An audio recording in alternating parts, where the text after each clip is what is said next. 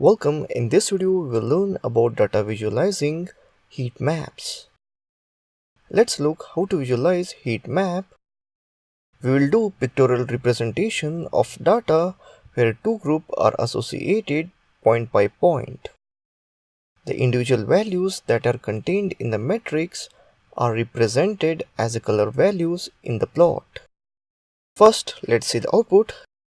Let me open the terminal and run the command, that is python heatmap.py.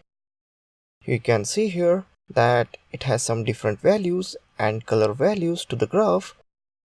The countries are divided into two groups. The color defines the difference in it. Don't think much about what it says because I have just generated random data and visualized it. Now let's see the code behind it. The first is import numpy as np, which you already know what it stands for. Next is matplotlib.pyplot, this also we know.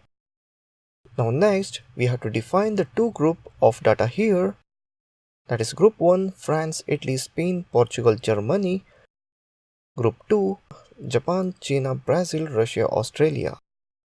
Now generate some random values in the form of 2D matrix.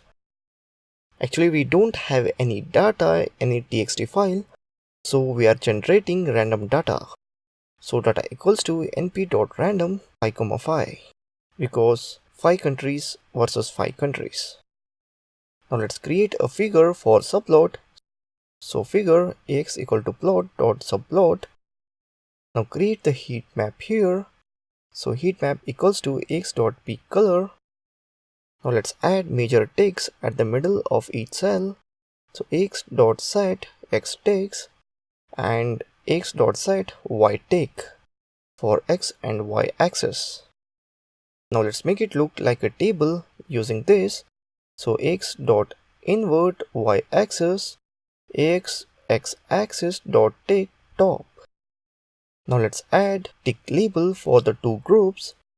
So ax set x tick tables for group 2 and same for y tick table group 1.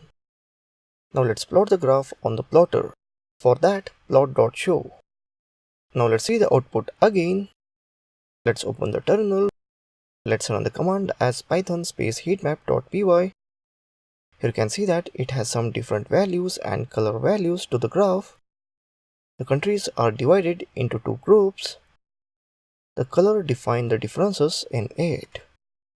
So basically this is a very short code where we have created values randomly and plotted graph, or you can say heat map. So that's it in this video on data visualizing heat maps. Thank you for watching this video.